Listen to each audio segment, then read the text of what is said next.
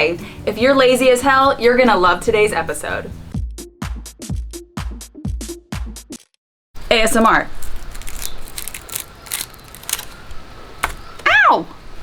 Welcome to Laugh Cry DIY. It's your girl Katie, and we are in the garage, which means it is time to do some furniture flipping. Well, hacking. I cannot believe I've come this far without doing an official Ikea hack on my channel.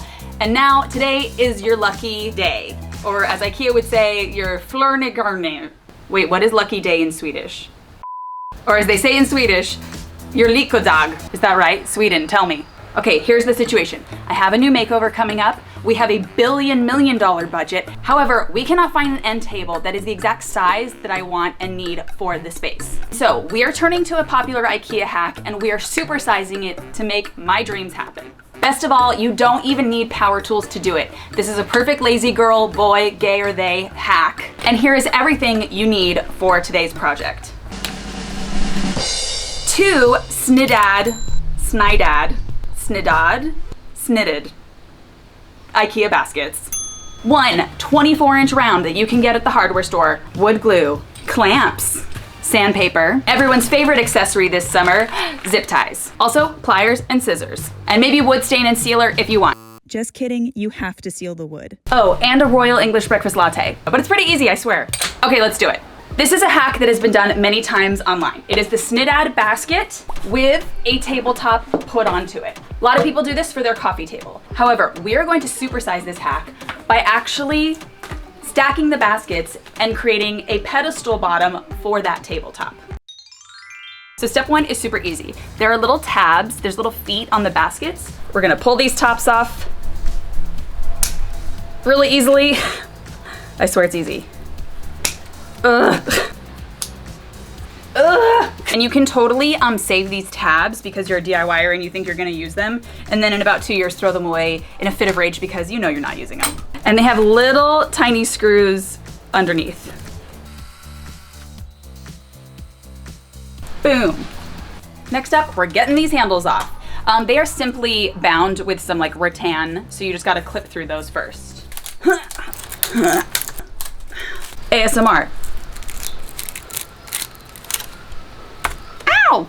And put these little bits aside because we're gonna use zip ties later and you're gonna wanna use these to camouflage them. Pro tip. Next up, underneath, as you will see, our handles are just simply nailed in. So you're just gonna grab your pliers, grab your protein powder, and just death trap. I'm jacked. This could also conceivably be a really amazing pendant light, but that is for another episode. And now we are going to turn our attention to the tabletops. Like I said, these are 24-inch pine rounds from the hardware store. These were $14. You do not have to stain them if you don't want to, but I want to. The only problem is that pine is soft and very weak and it absorbs a lot of stain and it can absorb it very unevenly and it can really ruin lives. So we need to do some prepping to stain these correctly. FYI, I'm actually making 2 tables, but for the purpose of this video, we're just gonna pretend like it's 1. So to stain this nice and evenly, we're gonna start by sanding it with the 220. This will help fill in a lot of the grain, but not so much that it can't actually absorb anything. And now we're just wiping down with a damp cloth. Ooh, so smooth. Next up, we are going to seal these with Behr Ultimate Polyurethane Water-Based Poly. And when you're working with wood products, be it stain, conditioner, sealant, whatever, wood products are very clicky and they only like to work with each other. And there's basically water-based or oil-based. So whatever products you're using, you gotta make sure it's either all water-based or all oil-based. Drama. We're sealing before we stain, whereas usually you only seal after, because this is a very porous wood and so it will absorb the stain very, very deep down and can be really inconsistent. So we basically want to fill in to make a flatter surface so that the stain sits on top evenly. So we're just wiping this straight over. And mind you, this absorbs and dries pretty quickly. And we're back, and we're dry, and we are just sanding down. Now, one thing I learned recently is that anytime you're using a water-based, it's gonna re-raise the grain. So that's why sanding is important in between each coat. And we're wiping, and we're sealing. All right, we have sealed, sanded, wiped, sealed, sanded, wiped, and now we're ready to officially put the stain on. We're using today the Behr water-based stain and poly in 1. Stain Polyene 1 is not usually my go-to, but it is water-based and I want to keep all these products consistent. And you can use a brush or cloth, but I am going to use a stain pad because I find that's easier to move everything around. Are we ready emotionally?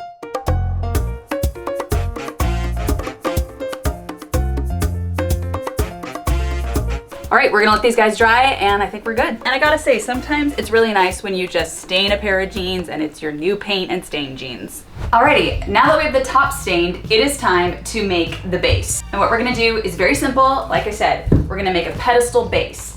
Now, these baskets are pretty symmetrical, but they're not totally perfectly, exactly perfect. We are gonna take wood glue and we are gonna put it all around the base. We are going to stack the base and we're gonna clamp it and we're gonna zip tie it all the way around. And that's why we wanted to keep the little pieces that you're cutting off because we're gonna use those to camouflage the zip ties later. Genius, I know. So today we are using Gorilla Wood Glue. This only needs to be clamped for 30 minutes, so they say. So the thing to know when stacking these is that you want to make sure that the pattern lines up. You want it like loop to loop. You don't want it off center, like in between. You want it loop to loop.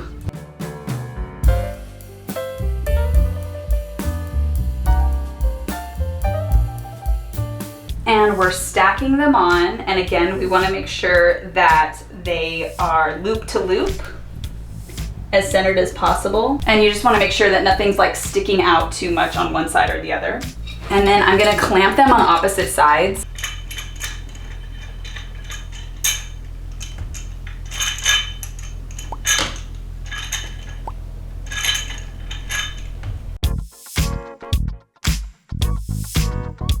And then on these extra loops, I'm gonna run a zip tie through and I'm gonna tighten. And then I'm gonna turn it inside. Make sure it's really tight, but turned on the inside. That way we don't have this sticking out. And I do have a damp rag and I am going through and just cleaning up any of the major glue spills as I go. As it's pressed together and kind of glooping out the side, I'd rather get them now. Alrighty, and we're just gonna let this dry. All right, and because I'm actually working on two of these, I already have one that is totally glued. You can see the zip ties. I also added a zip tie to the middle, and now we're just gonna clip those off and camouflage them. Now you know we love a lazy girl DIY.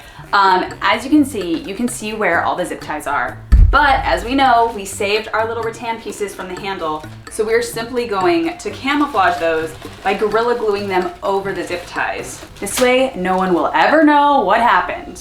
I have found that the best thing to use is actually hot glue. This is Gorilla Hot Glue, so it's extra bonding. And to just run a strip of glue all along the zip tie, and then shape the cover piece just over it and just hold it on till it dries. I love a DIY that is just full of lies and deception. Boom, so good. And now, it is the moment we've been waiting for. Time to put this tabletop on. Same thing, we're just gonna run wood glue all around the side. Oh my God. Top of the wood glue completely popped off, dear God. Ugh, no.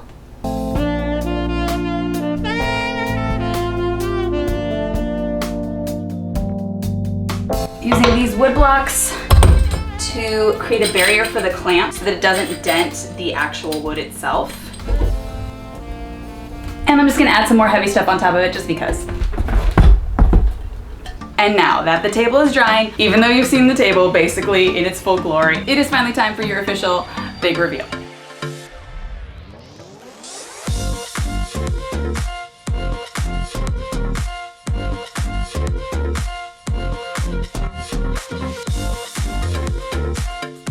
All right, my dears, I have to say, for a lazy and very cheap girl hack, I am so thrilled with how these came out. I cannot wait for you guys to see them in the space, so stay tuned for that makeover. If you wanna see more Ikea hacks in the future, let me know. And until next time, if a piece of furniture does not exist in the size, scale, and price point you want, be a psychopath, figure out a way to build it on your own, and make all your dreams come true. Oh, and like and subscribe, okay, bye.